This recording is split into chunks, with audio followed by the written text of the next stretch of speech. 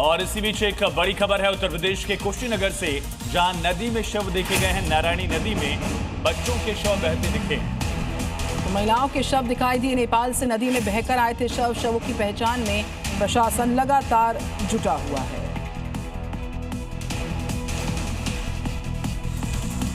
नेपाल में आई भीषण त्रासदी के बाद उसका असर उत्तर प्रदेश के कुशीनगर में भी दिखाई दे रहा है। खड्डा तहसील के ठोकर नंबर 3 के पास नारायणी नदी में महिला, पुरुष और बच्चों के शव बहते हुए दिखाई दिए।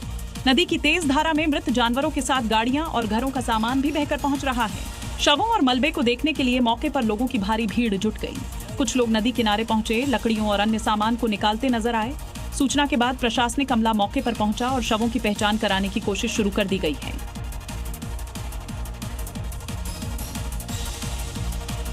नेपाल में बाढ़ के बाद बिहार में भी प्रशासन लगातार अलर्ट मोड पर बना हुआ है। मुजफ्फरपुर में गंडक नदी और बांधों की निगरानी बढ़ा दी गई है। अधिकारियों की तैनाती करके हालात पर लगातार नजर रखी जा रही है। हालात सामान्य हैं, लेकिन आपात स्थिति से निपटने की तैयारी भी पूरी।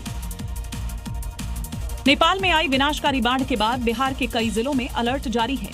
मुजफ्फरपुर में भी नारायणी गंडक नदी को लेकर जिला प्रशासन सतर्क है। सरैया, पारू और साहिबगंज इलाकों में बाढ़ की आशंका को देखते हुए अधिकारी लगातार निगरानी कर रहे हैं।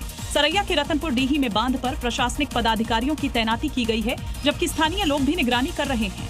हालांकि फिलहाल स्थिति सामान्य है और नदी का जलस्तर खतरे के निशान से करीब 1.5 मीटर नीचे है। जिला प्रशासन हालात को पूरी तरह फिलहाल सामान्य बता रहा है। पटना में गंगा का जलस्तर बढ़ने से बाढ़ का संकट गहराता जा रहा है। कई इलाकों में पानी जाने से लोग परेशान हैं। बिजली पानी की समस्या के बीच ग्रामीण अब राहत और मदद का इंतजार कर रहे हैं। नेपाल में अचानक आई बाढ़ के बाद गंगा नदी का जलस्तर बढ़ने से पटना के गंगा किनारे बसे निचले इलाकों में बाढ़ का पानी पहुंच गया है। नकटा ग्राम पंचायत के लोगों के मुताबिक इलाके में हालात बेहद मुश्किल हो गए हैं। बाढ़ की वजह से बिजली की समस्या गंभीर बनी हुई है, जिससे ग्रामीणों को काफी परेशानी हो रही है। लोगों का कहना है कि इंसानों के साथ साथ मवेशी और अन्य जानवर भी प्रभावित हैं। जलभराव की वजह से आना जाना भी मुश्किल हो गया है। स्थानीय लोगों ने प्रशासन से राहत और जरूरी सुविधाएं जल्द मुहैया कराने की मांग की है।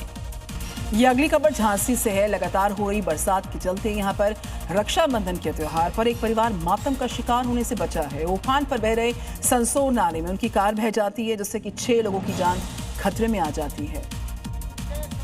झांसी में लगातार बारिश से सुखनई नदी और बामौर इलाके का संसोर नाला उफान पर आ गया, जिसके आसपास से गुजरना अब खतरे से खाली नहीं है।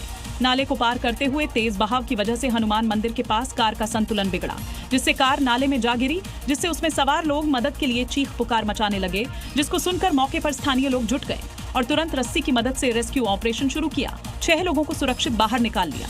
ग्रामीणों के चलाए इस राहत बचाव कार्य की जमकर तारीफ हो रही है।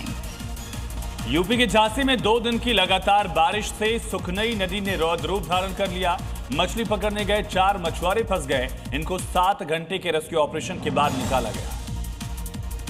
नदी में मछली पकड़ने गए 4 मछुआरे तेज बहाव के बीच टापू पर फंस गए। सूचना मिलते ही प्रशासन और फायर ब्रिगेड की टीम मौके पर पहुंची और चारों को सुरक्षित निकालने के लिए रेस्क्यू ऑपरेशन शुरू कर दिया। लेकिन टापू पर पानी का बहाव तेज होने के बाद मछुआरे पेड़ पर बैठकर मदद का इंतजार करने लगे। तब जाकर इंडियन आर्मी को बुलाया गया, जिसने ड्रोन से स्थिति का जायजा लिया। मछुआरों को लाइफ जैकेट पहुंचाई और लगभग 7 घंटे चले रेस्क्यू ऑपरेशन के बाद सभी को सुरक्षित बचा लिया।